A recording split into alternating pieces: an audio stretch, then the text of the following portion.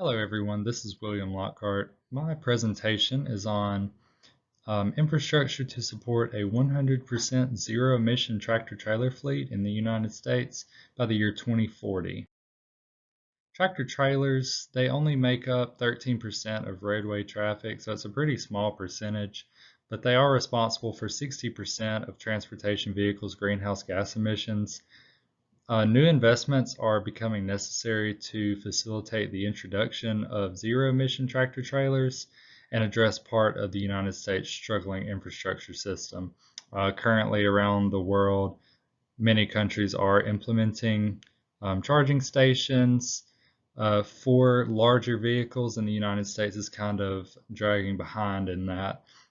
This study looks into the cost by making this idea a reality for us by the year 2040.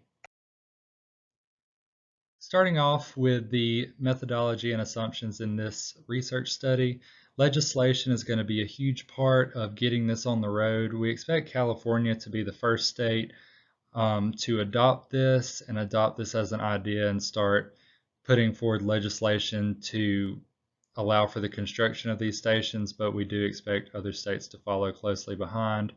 We're going to look at two alternative fuel types: hydrogen, that will be used to power fuel cell trucks, and electricity for battery electric vehicles.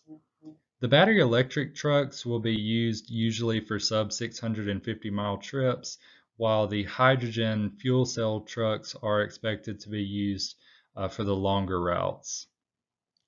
Battery electric and hydrogen fuel trucks are expected to achieve an impressive 20.1 mpge and 11.7 mpge respectively by 2050.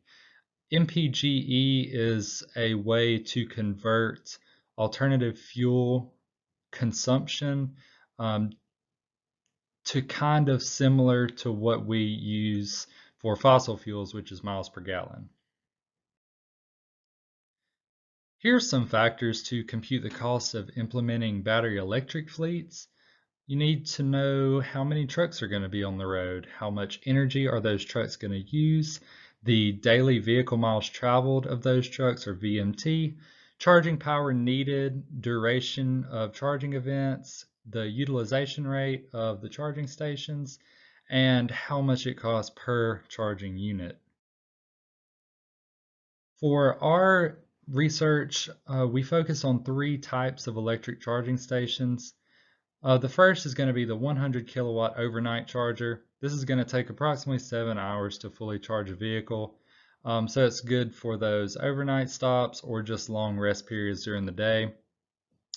At first, we're expecting one charging event every 10 days and up to 1.5 events per day by 2050. The 350 kilowatt chargers are also known as fast chargers. They will give a sufficient charge in about an hour.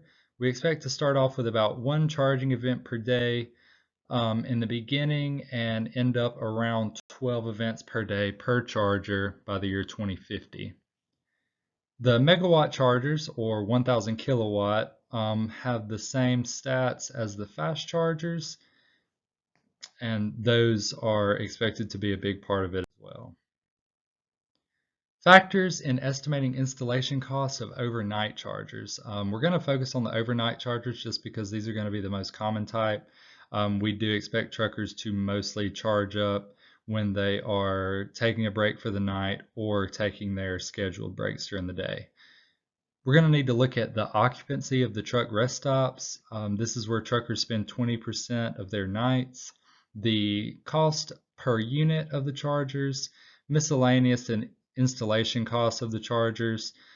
It is important to know that these chargers usually have a 10-year lifespan, so they will need to be replaced after that service life is gone, so that will drive up costs a little bit.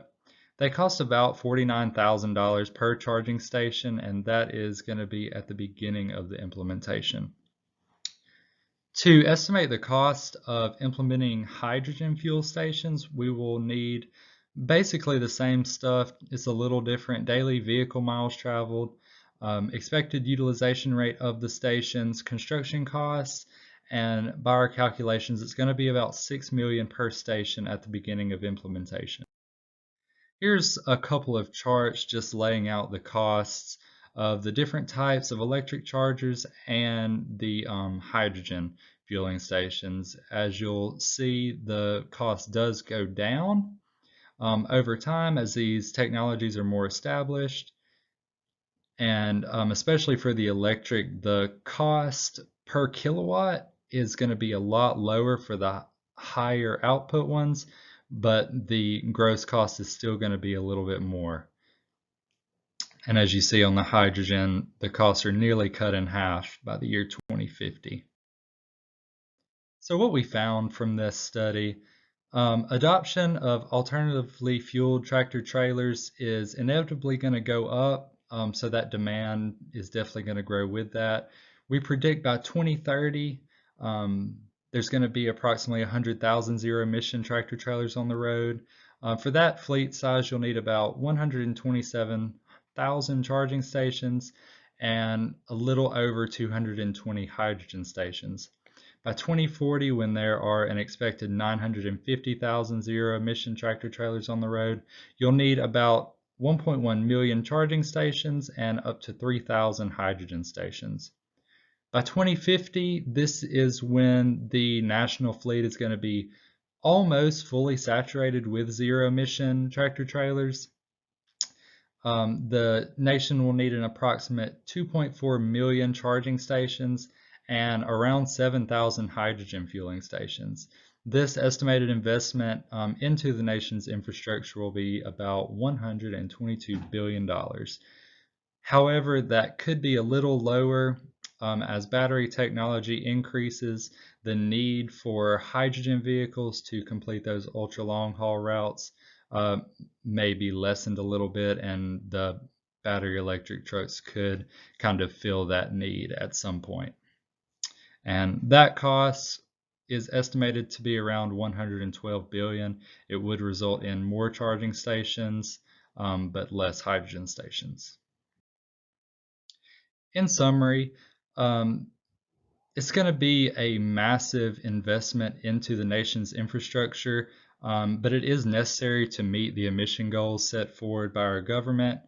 The main factors that we need to keep in mind when assessing costs are the market itself, the tractor trailer's efficiency, and construction and related costs of the charging and fueling stations. As with any pioneering plan like this, early adoption is going to be key. The sooner that states begin implementing legislation to promote these, the earlier we can start trying to meet these goals.